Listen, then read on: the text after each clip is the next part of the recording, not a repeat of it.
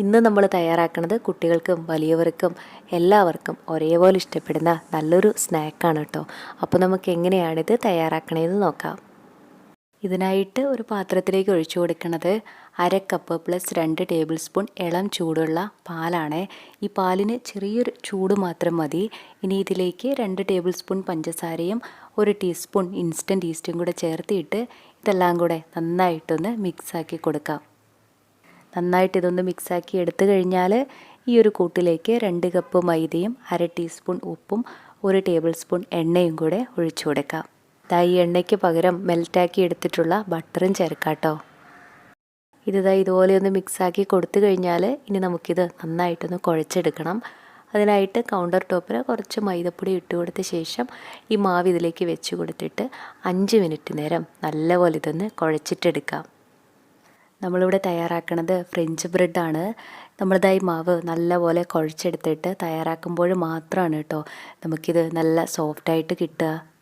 നന്നായിട്ട് നമ്മൾ ഈ മാവ് കുഴച്ചെടുത്ത് കഴിഞ്ഞാൽ ഇനി ഇത് റെസ്റ്റ് ചെയ്യാനായിട്ട് വെക്കണത് ഏത് പാത്രത്തിലാണോ ആ പാത്രത്തിലേക്ക് കുറച്ച് എണ്ണ ഒഴിച്ച് കൊടുത്ത ശേഷം ഈ പാത്രത്തിൻ്റെ എല്ലാ ഭാഗത്തേക്കും ഈ എണ്ണ ഇതുപോലെ ഒന്ന് ആക്കി കൊടുക്കാം. ഈ മാവ് ഈ പാത്രത്തിൽ നിന്ന് എടുക്കാനുള്ള എളുപ്പത്തിന് വേണ്ടിയാണ് കേട്ടോ ഇങ്ങനെ ചെയ്യണത്. ഇനി മാവ് ഈ പാത്രത്തിലേക്ക് വെച്ച് കൊടുത്തിട്ട് ഒന്ന് റാപ്പ് ചെയ്ത് കൊടുക്കാം. ഇനി 1 മണിക്കൂർ നേരം ഇത് റെസ്റ്റ് ചെയ്യാനായിട്ടൊന്ന് മാറ്റി വയ്ക്കാം. നല്ല തണുപ്പൊക്കെയുള്ള സ്ഥലമാണെങ്കിൽ കുറച്ച് കൂടുതൽ സമയം വേണ്ടി വരുവേ. ഈ മാവ് ഡബിൾ സൈസായിട്ട് വരണ വരെയാണ് നമ്മളിത് മാറ്റി വെക്കേണ്ടത്. ഞാൻ ഈ മാവ് റെസ്റ്റ് ചെയ്യാനായിട്ട് മാറ്റി വെച്ചിട്ട് 1 മണിക്കൂറായി. ഇത്രയും മതി. ഇനി ഇതെടുത്തിട്ട് ഇതിലെ എയർ ബബിൾസൊക്കെ കളയാനായിട്ട് കൈ വെച്ചിട്ട് ഇങ്ങനെ ഒന്ന് അമർത്തി കൊടുക്കാം. ഇനി മാവ് ചെറിയ ചെറിയ കഷ്ണങ്ങളായിട്ട് മുറിച്ചിട്ടെടുക്കാനുള്ള എളുപ്പത്തിന് വേണ്ടിയിട്ട് ഇതുപോലെ ഒന്ന് റോൾ ചെയ്ത് കൊടുക്കാം. അതിനുശേഷം മുറിച്ചിട്ടെടുക്കാം. ഞാൻ 6 പീസായിട്ടാണ് കേട്ടോ ഇത് മുറിച്ചിട്ടെടുക്കണത്. ഇനി ഇതിൽ നിന്നും ഒരു പീസ് ഇങ്ങനെ എടുത്തിട്ട് റൗണ്ട് ഷേപ്പിൽ ഇതുപോലെ ഒന്ന് ആക്കി കൊടുക്കാം. എല്ലാതും തന്നെ ഇതേപോലെ ചെയ്തിട്ടെടുക്കാം. ഇനി നമ്മൾ ഈ ഷേപ്പാക്കി എടുത്തിട്ടുള്ള ബോൾസിൻ്റെ മുകളിലായിട്ട് ചെറിയ നനവുള്ള വൃത്തിയുള്ള ഒരു ക്ലോത്ത് ഇട്ട് കൊടുത്തിട്ട് 10 മിനിറ്റ് നേരം ഇതൊന്ന് റെസ്റ്റ് ചെയ്യാനായിട്ട് മാറ്റി വയ്ക്കാം. 10 മിനിറ്റൊക്കെ കഴിയുമ്പോഴേക്കും തന്നെ ഇത് കുറച്ചും കൂടെ വലുതായി വന്നിട്ടുണ്ടാവും. ഇതുപോലെ ഇതിനിവിടെ ഇരിക്കട്ടെ. ഇനി അടുത്തതായിട്ട് ഒരു പാനിൽ കുറച്ച് വെള്ളം ഒഴിച്ച് കൊടുത്ത ശേഷം ഈ വെള്ളമൊക്കെ ചൂടായി വരുന്ന സമയത്ത് 1/2 ടീസ്പൂൺ ഉപ്പും കൂടെ ചേർക്കാം. ഇനി ഇതിലേക്ക് നമ്മൾ ഷേപ്പാക്കി മാറ്റി വെച്ചിട്ടുണ്ടായിരുന്ന ഈ ഒരു ബോൾസ് ഓരോന്നായിട്ട് ഇട്ട് കൊടുക്കാം.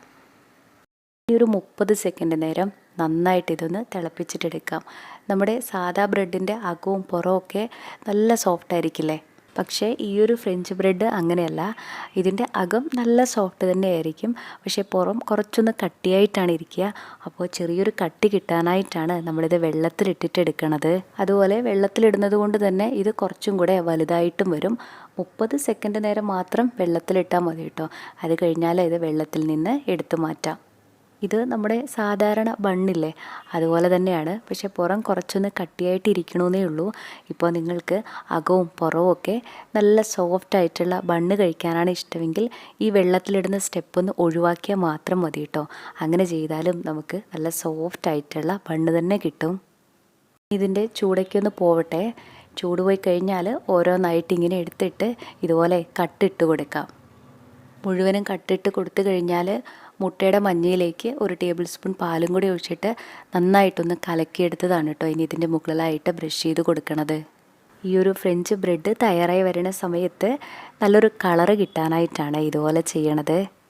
ഞാനിനി ഇത് ഓവനിൽ വെച്ചാണ് ബേക്ക് ചെയ്തിട്ട് എടുക്കണത്.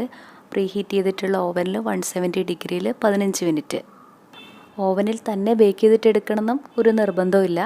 അല്ലെങ്കിൽ അടികട്ടിയുള്ള ഏതെങ്കിലും ഒരു പാത്രം വെച്ച് കൊടുത്ത ശേഷം അതിലേക്ക് ഒരു സ്റ്റാൻഡ് വെച്ച് കൊടുത്തിട്ട് അതിൻ്റെ മുകളിലായിട്ട് ഈ ഒരു പാത്രം വെച്ച് കൊടുത്തിട്ട് മൂടി വെച്ച് ലോ ടു മീഡിയം ഫ്ലെയിമിൽ 15 മിനിറ്റ് നേരം ബേക്ക് ചെയ്തിട്ടെടുത്താൽ മതിയേ. ഇത്രേ ഉള്ളൂ ഈ ഒരു ഫ്രഞ്ച് ബ്രെഡ്.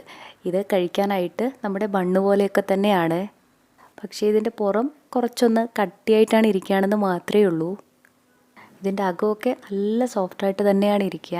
നമ്മുടെ ചാനലിൽ പലതരത്തിലുള്ള ബ്രെഡുകളുടെ റെസിപ്പീസൊക്കെ ഉണ്ട്. കണ്ടിട്ടില്ലെങ്കിൽ ഒന്ന് കണ്ടു നോക്കൂ. അതുപോലെ ഈ വീഡിയോ ഇഷ്ടപ്പെടുകയാണെങ്കിൽ കൂടുതൽ നല്ല റെസിപ്പീസിനായി നമ്മുടെ ഈ ചാനൽ സബ്സ്ക്രൈബ് ചെയ്യാനും മറക്കല്ലേ കേട്ടോ. താങ്ക്